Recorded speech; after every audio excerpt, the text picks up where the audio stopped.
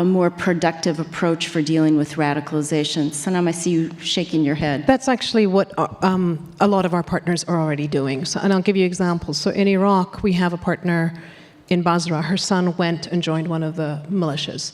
And they were basically pumped up with this ideology that, you know, you're going to fight this cause and then you're going to go to heaven and jihad is this. Because she is trusted in her community already, because they know her, because she's been helping widows and children for 20 years. When she picked up this issue, she was known. And what she started doing with the young men was to say to them, jihad isn't spilling blood on the streets. Jihad is giving blood in the hospitals. Jihad, you know, God doesn't want you to die and go to heaven. God wants you to do his work here on earth, right?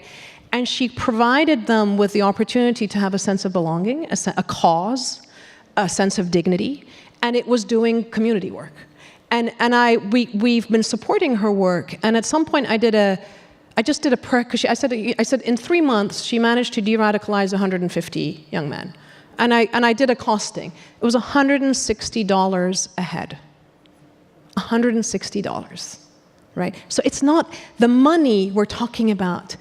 Imagine if she'd had 20 times that amount or whatever the resources. And it's not to say, oh, she's fantastic here, so now we have to scale her up across Iraq, because she's trusted in Basra. What she could do is maybe work with women in Mosul or women in other places to scale across and have small selection, you know, sort of many small initiatives that have a human dimension and a personal dimension. Same thing in Pakistan. I brought this bag because our partners in Pakistan work with the women and the daughters in the families that are at risk of radicalization, as well as the young men, and give them psychosocial, emotional, religious literacy, civic education, all these things, and economic skills. They've learned how to sew and embroider. Every year when we have our annual conference, I order my bags from the mothers of Taliban in Pakistan, right? It's $8 a bag.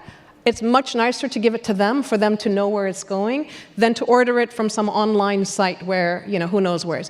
It's really, these people are there, and as Nicola says, she can do it because she's authentic. And what our job really has to be is, we recognize that they're locally rooted. We have to globally connect them and amplify their voices, because we're still struggling at the international level. I still hear people say to me, you know, prove to me that women matter, right? That's what they say. And I say, the proof is this. Number one, extremists want to recruit women because they're incredibly good social networkers and they can draw other people in. Number two, every single woman who stands up to give an alternative vision in their own communities is targeted.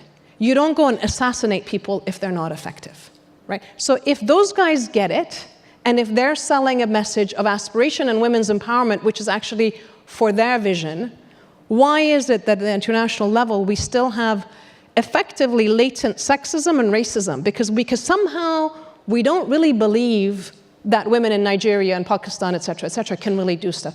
And that's why I call what we do investing in trust. I realized at some point that our donors were talking about, you know, our appetite for risk is really low. And I kept saying, what's risky? Who's risky here? And I realized that essentially when they look at the world, they see, when they're looking at the global south, they're looking at, they're thinking either incompetence and corruption or terrorism. And I don't see it that way. I see positive. I'm like, these are people who care. They're on the ground. They're doing the work, whether you have the money or not. We should be investing in the trust that they have. So it's the positive framing which is so important. And we have to change our own mindsets. The problem is much more here than it is over there, I think.